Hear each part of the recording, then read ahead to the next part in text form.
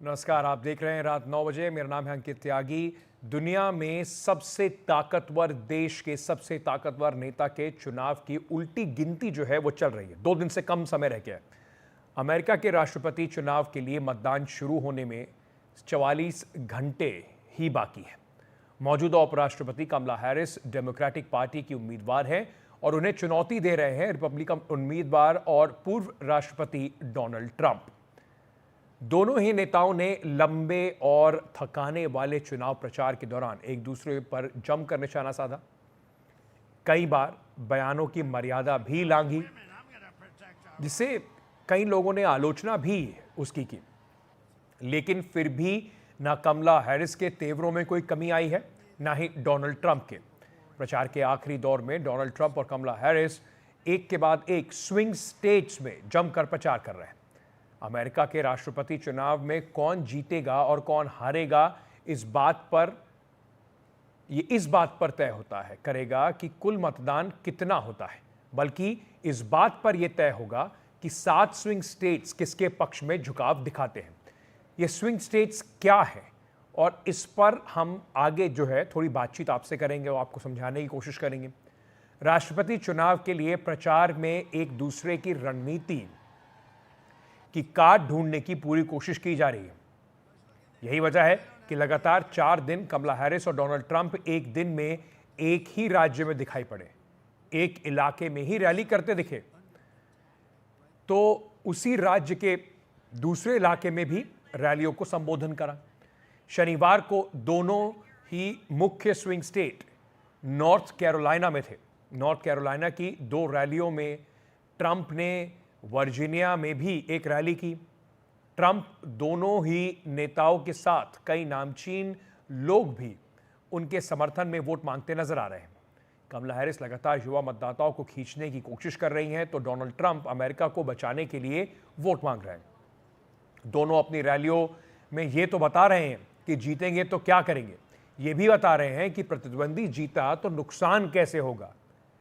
Harris इसके बाद अब आज मिशिगन और पेंसिल्वेनिया में अलग अलग इलाकों में रैली करेंगे। उधर डोनाल्ड ट्रंप रविवार को पेंसिल्वेनिया से वापस नॉर्थ कैरोलिना आ रहे हैं। ट्रंप का इरादा चुनाव के दिन नॉर्थ कैरोलिना में ही जमे रहने का है। हाल के कुछ पोल्स में डोनाल्ड ट्रंप नॉर्थ कैरोलिना में हैरिस से थोड़ा आगे दिखाई पड़ रहे हैं और ट्रंप इस बढ़त को किसी भी हाल में गंवाना नहीं चाहते। अमेरिका के राष्ट्रपति चुनाव में करीब 24 करोड़ 40 लाख मतदाता हैं। खास बात यह है कि इनमें से 7 करोड़ 30 लाख मतदाता पहले ही मेल बैलेट से जो अपना वोट है वो डाल चुके हैं। 2020 के चुनाव में अमेरिका के मतदाताओं में से 2/3 ने अपना मताधिकार का इस्तेमाल किया था। अब देखना है कि इस बार 5 नवंबर को वोटिंग में कितने मतदाता अपने अधिकार का इस्तेमाल करते हैं। अमेरिका में मतदान की सुविधा के लिए अर्ली वोटिंग का विकल्प भी है।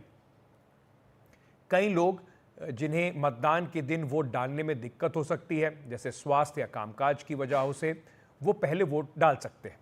अर्ली वोटिंग के लिए लोग किसी तय जगह पर जाकर वोट डालते हैं, जबकि कई मतदान मेल से भी हो सकते हैं।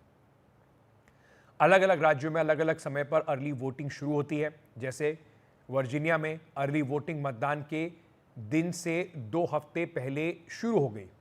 चुनाव के जानकार अर्ली वोटिंग के ट्रेंड पर भी निगाह रखते हैं। इससे इस बात का अंदाजा मिल सकता है कि चुनाव में बढ़त किसको मिल रही है। अमेरिका के चुनावों में वहां रहे भारतीय मूल के जो लोग हैं उनकी भी काफी दिलचस्पी है। अमेरिका की तरक्की में वहां रह रहे भारतीयों की बड़ी भूमिका है और चुनाव उन्हें भी हर तरह से प्रभावित करते हैं। अमेरिका में भारतीय मूल के लोगों का झुकाव किसकी ओर हो सकता है और कौन से मुद्दे हैं जिन पर वो वोट डालने का फैसला करेंगे या उनके वोट को प्रभावित करेंगे, ये जानने के लिए हमने कोशिश की भारतीय मूल के एक अमेरिकी प्रकाश सराफ से। आपको सुनवाते हैं। आज की तारीख में जो इंडियन अमेरिकन्स के जो इश्यूज है उनके पर्सनल बिलीफ पे ज़्यादा बेस करते हैं। डेमोक्रेट्स हमेशा इमिग्रेंट्स की पार्टी कहलाई गई सो अगर जो रिसेंट इमिग्रेंट्स है they always get Indian Democrat से कनेक्ट होते हैं, और जो बिजनेस क्लास के लोग हैं वो रिपब्लिक से कनेक्ट होते हैं, क्योंकि डोनाल्ड ट्रंप ने कहा है कि अगर वो आएंगे तो टैक्स ब्रेक देंगे। सो इसके कारण से कई इंडियन अमेरिकन्स के भी व्यू चेंज होते जा रहे हैं। इमिग्रेंट्स इस बात पे वेट कर रहे हैं कि जो H-1 है, H-1 है, वो चाहते हैं कि जब डेमोक्रेट प्रेसिडेंट आएंगे तो शायद उनके लिए कुछ करेंगे। सो उनके, और दूसरी चीज, सबसे मेन चीज, इनके इंडियन अमेरिकन्स की वोटिंग बेसिस होती है इंडियन सेंटिमेंट्स को लेके। कई इंडियन अमेरिकन्स अभी भी इंडिया से कनेक्ट होते हैं, और मोदी जी का रोल इसमें बहुत इंपॉर्टेंट है कि कई लोग इंडिया की जो पर्सनल इंटरेस्ट है उसके बेस पे वोट करेंगे। और लोगों का विश्वास है कि डोनाल्ड ट्रंप मोदी जी के खास दोस्त होने के कारण मुझे लगता है कि वो सोचते हैं कि वो इंडिया के हित में काम करेंगे, जो अभी डेमोक्रेट के साथ उनके नहीं हो पा रहे। वहीं अमेरिका के राष्ट्रपति का चुनाव कैसे होता है और जीत हार कैसे तय होती है, इस पर बात करने के लिए हमारे साथ हैं हमारे सहयोगी उमा शंकर सिंह और कादम्बिनी शर्मा। मेरे सबसे पहले सवाल दोनों से ये हैं कि अमेरिका के राष्ट्रपति की चुनावी प्रक्रिया जो है वो होती क्या है, जरा दर्शकों को समझा दीजिए। जी शुक्रिया अंकित। हम पहले जानते हैं कि अमेरिका के राष्ट्रपति का जो चुनाव है वो किस तरीके से होता है, और ये जानने के लिए हम आपको सबसे पहले बताएं कि ये 3 चरणों में चुनाव होता है। पहले चरण में अमेरिका के अलग अलग प्रांतों में प्राइमरीज होती है, जो कि पार्टियों का अंदरूनी चुनाव होता है, और प्राइमरीज के ज़रिए रिपब्लिकन और डेमोक्रेट्स जो हैं वो अपना उम्मीदवार चुनते हैं। ये प्रक्रिया पूरी हो चुकी है। इसके बाद नेशनल कन्वेंशन होता है, जिसमें उन उम्मीदवारों के नाम पर जो मुहर लगती है वो लग चुकी है। अब ये दोनों दौर जो है बीत चुका है, और इसके बाद बारी आती है आम चुनाव की, जो कि 5 नवंबर को होने जा रहा है। वैसे सबसे दिलचस्प बात यह है कि अमेरिका में वोटर राष्ट्रपति और उपराष्ट्रपति उम्मीदवार को सीधे वोट नहीं करते। जैसे हम समझते हैं कि अमेरिकी राष्ट्रपति चुनाव हो रहा है तो सीधा उनको वोट है, ऐसा नहीं है, बल्कि वो इलेक्टोरल कॉलेज के तौर पर अपने प्रांतों के प्रतिनिधि चुनते हैं। इलेक्टोरल कॉलेज के लिए खड़े उम्मीदवार डेमोक्रेट्स या रिपब्लिकन पार्टी से जुड़े होते हैं, और ये जो उम्मीदवार हैं वो पार्टी की तरफ से ही तय किए जाते हैं, और इनका अपनी पार्टी से जो उम्मीदवार खड़ा होता है उनके प्रति अपना संकल्प होता है, एक प्लेज होता है, और उसी आधार पर उनको वोट भी जो है वोटर डालते हैं। अमेरिका के सभी 50 प्रांतों में 538 इलेक्टोरल कॉलेज वोटर्स हैं, और ये जो हैं वो डिसाइड करते हैं कि अमेरिका का जो राष्ट्रपति है वो कौन होगा। जो वोटर है वो अमेरिकी राष्ट्रपति के लिए वोट डाल जब रहा होता है तो दरअसल वो अपने प्रांत के इलेक्टोरल कॉलेज को चुन रहा होता है, जो कि आगे चलकर एक बैठक के दौरान अमेरिका के राष्ट्रपति को चुनते हैं। और मतों की गिनती और जीत का सर्टिफिकेट मिल जाने के बाद ये इलेक्टोरल कॉलेज या प्रांतों से चुने गए प्रतिनिधि जो हैं राष्ट्रपति और उपराष्ट्रपति को उम्मीदवारों के प्रति अपना संकल्प दोहराते हैं, जिनके साथ 270 यानी ये मैजिक नंबर है इलेक्टोरल कॉलेज में, वो राष्ट्रपति और उपराष्ट्रपति चुने जाते हैं। इलेक्टोरल कॉलेज की बैठक के दौरान राष्ट्रपति के चुनाव के लिए वोटिंग होती है। ये बैठक और वोटिंग 17 दिसंबर को होगी, यानी कि 5 नवंबर के चुनाव के नतीजे के बाद जो है वो जो वोटिंग है वो होगी, और उसमें राष्ट्रपति के नाम पर अंतिम मुहर जो है वो इलेक्टोरल कॉलेज के जो इलेक्टोरल कॉलेज में जो है उसमें लगाया जाएगा। जी। और यहाँ पर अब बात आती है स्विंग स्टेट्स की। तो स्विंग स्टेट्स के बारे में हम आपको बताते हैं कि असल में यहाँ पर क्या होता है, और सबसे बड़ा सवाल है ट्रंप या हैरिस। ट्रंप और हैरिस का सवाल जो है वो बड़ा सवाल है, और 5 नवंबर के चुनाव के बाद इसका जवाब मिलेगा। लेकिन मोटे तौर पर आपको ये बताएं कि अमेरिका में जो 50 प्रांत हैं उसमें 538 जो है 535 इलेक्टोरल कॉलेज वोट्स हैं, जिसमें और 3 जो हैं वो डीसी यानी कि डिस्ट्रिक्ट ऑफ कोलंबिया के वोट हैं। तो कुल मिलाकर 538 इलेक्टोरल कॉलेज हैं, और इसमें जो जादुई आंकड़ा है वो 270 का है, यानी कि 270 इलेक्टोरल कॉलेज वोट्स जिस कैंडिडेट को मिल जाएगा वो अमेरिका का राष्ट्रपति बनेगा। और हर राज्य का जो है वो जो इलेक्टोरल कॉलेज वोट्स जो हैं वो सुनिश्चित है। जैसे कि मैं अगर आपको बताऊं तो कैलिफोर्निया की अगर बात करें तो 54 इलेक्टोरल कॉलेज वोट्स वहां पर हैं, और वो कैसे डिनोट होते हैं, जो 52 वहां पे हाउस ऑफ रिप्रेजेंटेटिव की जो तादाद है वो, और 2 सीनेटर की जो तादाद है ये मिलकर 54 होते हैं। तो 54 जो हैं वो कैलिफोर्निया के हैं। इसके अलावा अगर टेक्सास की बात करें तो 38 इलेक्टोरल कॉलेज हैं, फ्लोरिडा के 30 हैं, न्यूयॉर्क के 28 हैं और इलिनॉइस के जो हैं 19 है। और इसी तरह से एक आंकड़ा जो है आगे बढ़ता है। बिल्कुल, ट्रंप या हैरिस ये कौन यहाँ पर क्या करेंगे, क्या है उनके पास? तो एक CNN सर्वे के मुताबिक ये है कि हैरिस के पास अभी इलेक्टोरल कॉलेज के 226 वोट तय तौर पर उनके पास है, ये माना जा रहा है, सर्वे कह रहा है। ट्रंप के पास 219 वोट तय हैं, मतलब कुछ कहीं मिसिंग है 270 के मैजिक नंबर में।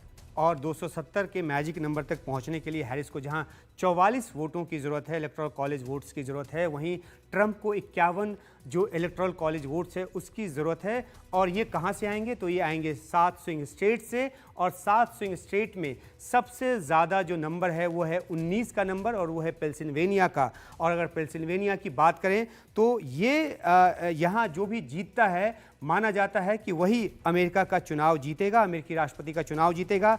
12 में से 10 बार जो यहाँ पर जीते हैं वही अमेरिका के राष्ट्रपति बने हैं। और 2 बड़े शहर फिलाडेल्फिया और पिट्सबर्ग हैं इस प्रांत के, और कई रूरल काउंटीज़ हैं। टेक्सास के बाद ये दूसरा सबसे बड़ा प्राकृतिक गैस का प्रोड्यूसर है। 13 मिलियन यहाँ की जो आबादी है वो है। और 220 में बाइडेन ने यहाँ पे जीता था और उनको 82,000 वोट से ये जो जीत है वो मिली थी।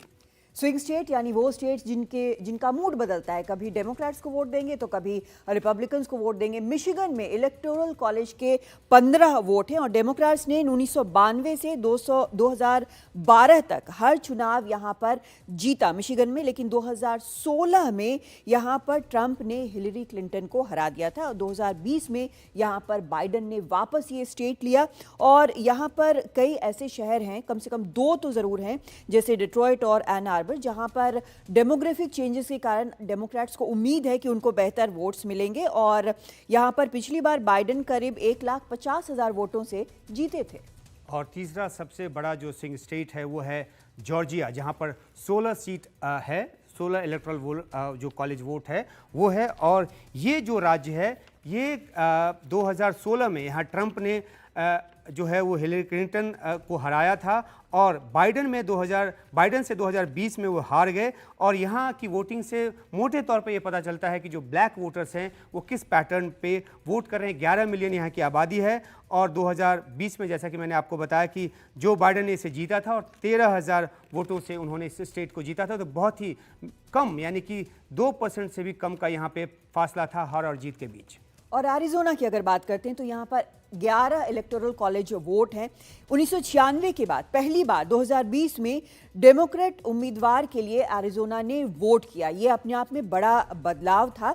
और यहाँ पर रिपब्लिकन रजिस्टर्ड वोटर जो हैं उनका प्रतिशत करीब 36% है, जबकि डेमोक्रेट जो हैं वो रजिस्टर्ड वोटर्स हैं 29%। मतलब अभी भी 35% ऐसे हैं जो कि उनका वोट किसको देंगे वो ये तय होना बाकी है। 74 लाख की आबादी है और बाइडेन यहाँ पिछली बार 10,000 वोट से जीते थे।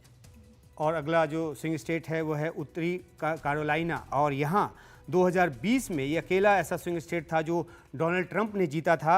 और 1980 के बाद सिर्फ ओबामा ने इसे 2008 में जीता। कहा यह जा रहा है कि कुछ इलाकों में आबादी बदली है और डेमोक्रेट्स को इससे फ़ायदा हो सकता है। 10.8 मिलियन जो इसकी आबादी है, और 2020 में इसको ट्रंप ने जीता था 74,000 वोटों से।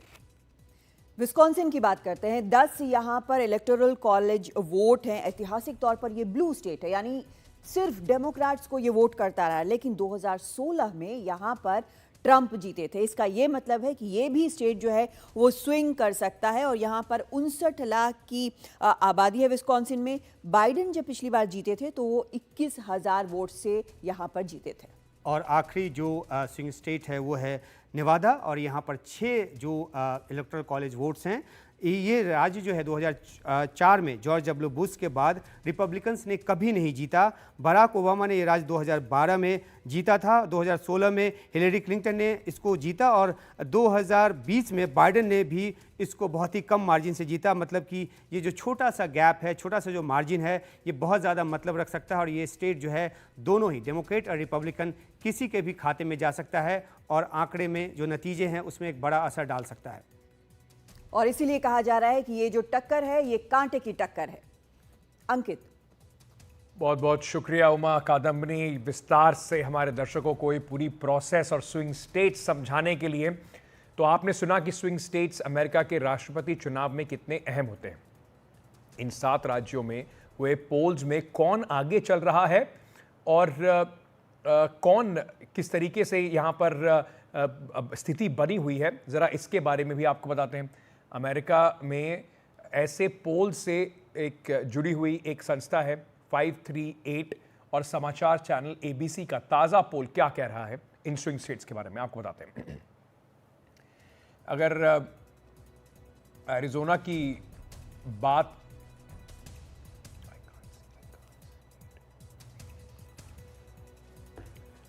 अगर हम बात करें जो स्विंग स्टेट हैं उसमें सबसे पहले एरिज़ोना की अगर हम बात करें तो एरिज़ोना में कुल मिलाकर रिपब्लिकन्स को अभी दिखाया जा रहा है, यानी कि डोनाल्ड ट्रंप के लिए 49%, और डेमोक्रेट्स जो ब्लू आप देख रहे हैं, नीला रंग जो आप देख रहे हैं, वो 46.5%।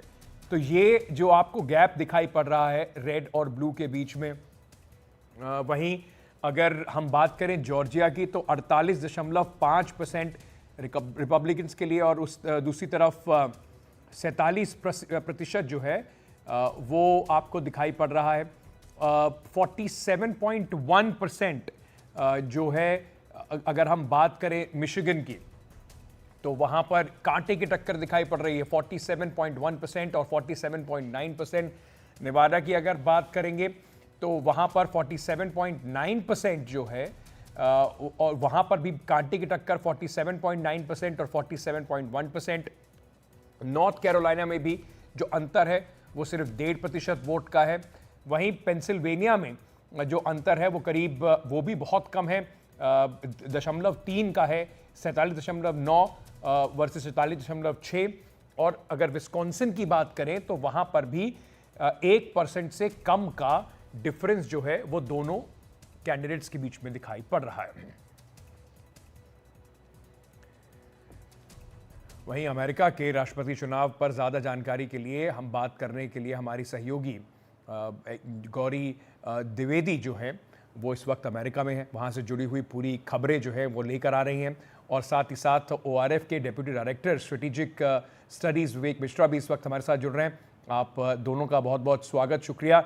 गौरी, सबसे पहले आपसे यही समझना चाहेंगे, बहुत कम मार्जिन दिखाई पड़ रही है स्विंग स्टेट्स में, ज़्यादा से ज़्यादा जो स्टेट्स हैं उसमें अगर बात करें तो 1% से भी कम का डिफरेंस दिखाई पड़ रहा है, यानी कि बिल्कुल जिसे अंग्रेजी में कहते हैं बहुत टाइट रेस दिखाई पड़ रही है दोनों के बीच में।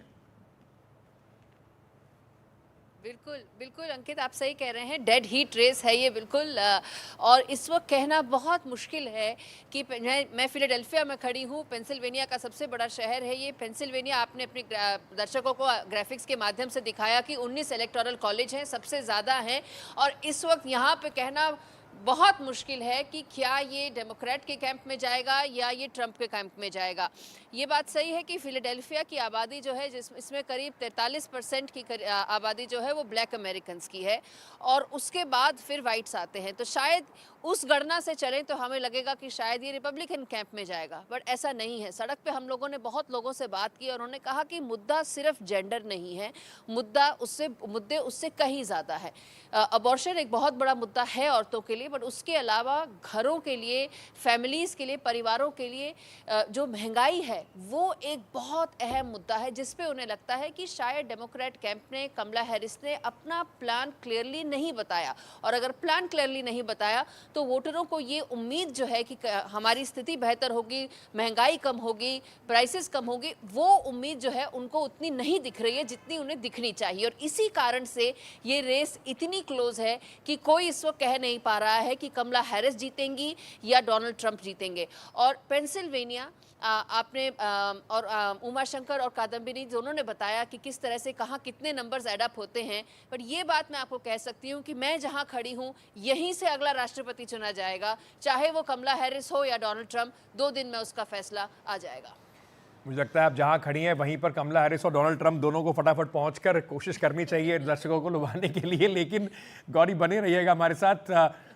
विवेक, मैं आपसे ये समझना चाहता हूं कि किस तरीके से आप इंपैक्ट देख रहे हैं? क्या ऐसे मुद्दे हैं जो इस इलेक्शन में, हमने स्विंग स्टेट्स की बात की, पर मुद्दे ऐसे कौन से हैं जो इस इलेक्शन को स्विंग कर रहे हैं? देखिए, जैसा गौरी ने भी बताया कि दो मेरे ख्याल में मुद्दे हैं जो बहुत ही अहम है। एक इमिग्रेशन, दूसरा इकोनॉमी। इकोनॉमी बहुत ही इम्पोर्टेंट है यहाँ के लोगों के लिए, क्योंकि एक क्वेश्चन जो हमेशा आप देखेंगे ट्रंप अपने कैंपेन में सबसे पहले पूछते हैं कि आप 4 साल पहले यू आर बेटर ऑफ कि आज आप अच्छे स्थिति में हैं फाइनेंशियली। और लोगों का उस पे एक ही राय है इस मुद्दे पर कि ग्रोसरी प्राइसेस और चीज़ें जो है, इन्फ्लेशन बहुत हाई हो गया है। हालांकि आप नंबर देखें तो डेमोक्रेट प्रेसिडेंट ने काफ़ी इन्फ्लेशन कम किया है बाइडेन एडमिनिस्ट्रेशन में। जो 40 तक पहुंच गया था वो काफ़ी नीचे है। लेकिन वो डे टू डे रोज़मर्रे की चीज़ों में रिफ्लेक्ट नहीं होता है, और इसीलिए सेंटिमेंट्स जो है इकोनॉमी पे बहुत ही स्ट्रांग है। दूसरा है इमिग्रेशन। आप देखेंगे कि रिपब्लिकन पार्टी के कैंपेन्स में ये एक सबसे ज़्यादा अहम मुद्दा रहा है। और इलीगल इमिग्रेंट्स जो हैं वो काफ़ी उस पर काफ़ी ज़्यादा फोकस है, क्योंकि ये बात तो सच है क्योंकि पिछले 3 से 4 साल में जितने इलीगल इमिग्रेंट्स अमेरिका में आए हैं उतने शायद पहले कभी नहीं आए। और इसके लिए वो जिम्मेदार ठहराते हैं डेमोक्रेट्स को और उनकी बॉर्डर पॉलिसी को। और ट्रंप ने, जैसा पिछली 2016 से उनकी एक नैरेटिव रही है कि वो एक जो है वॉल बनाएंगे, हालांकि उस नैरेटिव को उन्होंने कम कर दिया है, लेकिन जो बॉर्डर पुलिसिंग है उस पर काफ़ी ज़्यादा फोकस है। सो इमिग्रेंट्स और जो बॉर्डरिंग स्टेट्स है उसमें ये रियल प्रॉब्लम है जी। और यहाँ पे खासकर एक एग्जांपल जो वो हमेशा देते हैं वो स्प्रिंगफील्ड ओहायो का है, जहाँ पे हेटी से काफ़ी इमिग्रेंट्स आए हैं। हालांकि उन्होंने सबको इलीगल बोला है, ऐसा है नहीं, लेकिन ये सेंटिमेंट जो है काफ़ी एक परचेज मिल गया है रिपब्लिकन पार्टी को। बिल्कुल, और उसको लेकर एक रिपब्लिकन पार्टी बहुत के सब बड़ा एक मिस इन्फॉर्मेशन कैंपेन भी देखने को मिला कि जिस तरीके से इमिग्रेंट्स को लेकर बातचीत हुई, चाहे वो हेती से हो चाहे पोर्टोरिको से हो, और उसका एक रिएक्शन भी बहुत जल्दी देखने को मिला कमला हैरिस की तरफ से। पर गौरी, इंडियन अमेरिकन कम्युनिटी जो है वो बहुत इंपॉर्टेंट रोल प्ले करेगी आने वाले इलेक्शन में। जिस तरीके से आपने अभी तक लोगों से बातचीत भी की है और आप इससे पूरा ट्रैक भी कर रही हैं, एक बड़ा इंटरेस्टिंग स्टडी देख रहे थे कि पिछले 4 सालों में डेमोक्रेट्स जो इंडियन अमेरिकन जो अपने आप को डेमोक्रेट्स की तरह आइडेंटिफाई करते हैं उनकी संख्या कुछ कम हुई है, और रिपब्लिकन्स जो अपने आप को बताते हैं उनकी संख्या थोड़ी ज़्यादा हुई है। क्या इंडियन अमेरिकन कम्युनिटी का आपको वहां पर मूड दिखाई पड़ रहा है?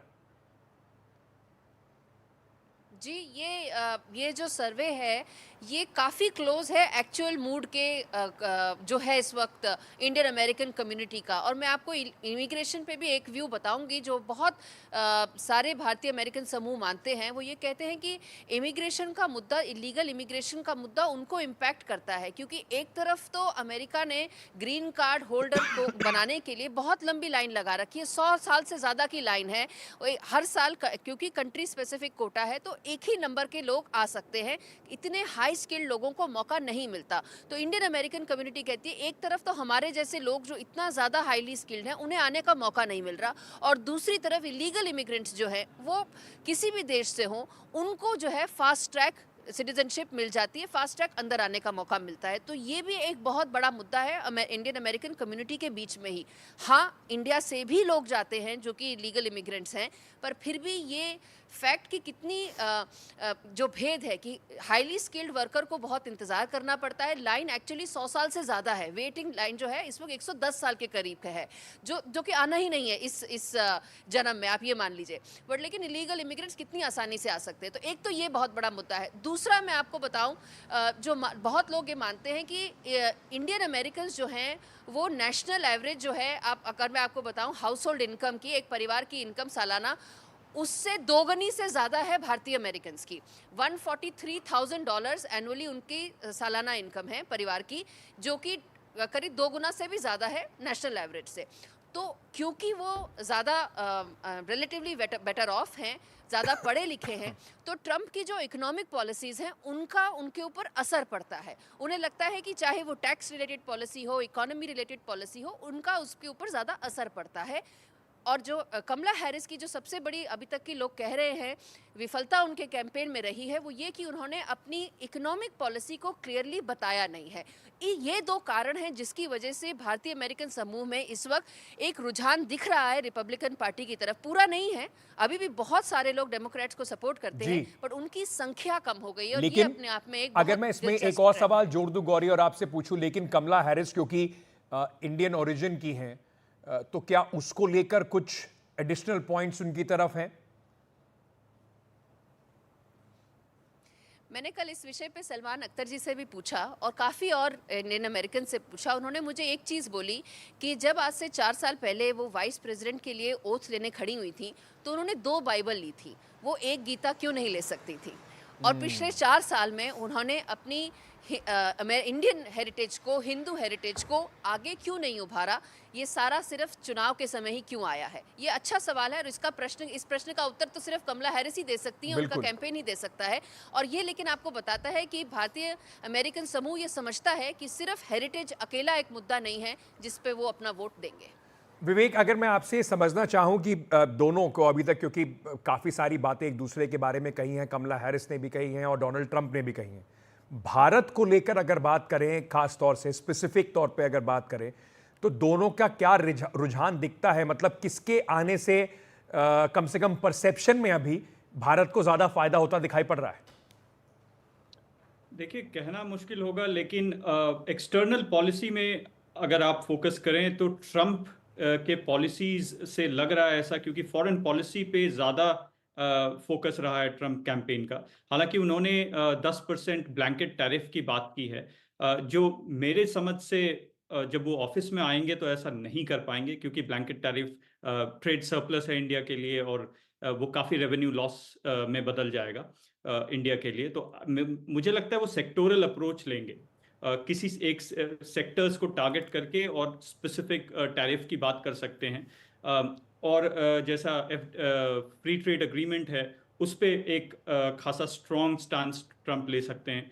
तो ये सब पॉसिबिलिटीज़ है। लेकिन अगर आप कमला हैरिस की कैंपेन की बात करें तो फॉरेन पॉलिसी लार्जली एब्सेंट है, एक्सेप्ट कि जहाँ की वॉर चल रहे हैं, जैसे मिडल ईस्ट हो गया या फिर यूक्रेन हो गया। तो और आप रिसेंटली अभी देखें तो एक इंटरेस्टिंग टर्न आया है कैंपेन स्पीचेस में। पहले शुरू के स्पीचेस में ट्रंप चाइना के साथ भारत को हमेशा जोड़ के बोलते थे, चाइना एंड इंडिया। अब उन्होंने बस चाइना कहना शुरू किया पिछले 5 से 10 कैंपेन स्पीचेस में, जो कि एक इंटरेस्टिंग है। उन्होंने ये इंडिया भारत को टैरिफ की जब बात करते हैं तो भारत को अलग कर दिया। दूसरा, उन्होंने बांग्लादेश में जो हिंदुओं पे जो अटैक्स हो रहे हैं उसकी डिस्क्रिमिनेशन की है, क्लियरली टारगेटिंग जो यहाँ पे कम्युनिटी है इंडियन अमेरिकन की। इसके जब कमला हैरिस के कैंपेन ने ये देखा कि हम जो इंडियन अमेरिकन को वू करने में थोड़े पीछे रह गए हैं, तब उन्होंने कल रात को कमला हैरिस ने अपने कैंपेन के लिए एक अपनी माँ के साथ अपने पिक्चर डाल के ट्वीट किया है कि आज जो मैं हूँ वो अपनी माँ के इंडियन मदर की वजह से हूँ। तो दोनों तरफ से आप देखेंगे कि ये वू करने का जो सिस्टम है अब काफ़ी लेट इंडियन अमेरिकन के लिए दोनों कैंपेन ट्राई कर रही है।